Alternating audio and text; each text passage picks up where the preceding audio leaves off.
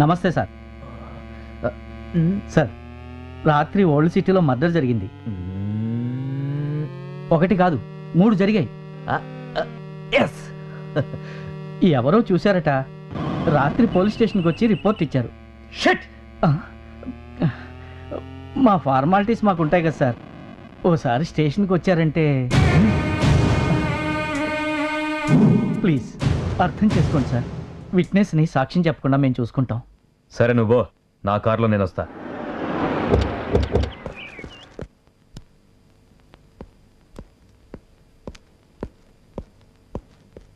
Post మార్టంలో bullet బయటపడింది. ఖచ్చితంగా murder అని కన్ఫర్మ్ అయింది.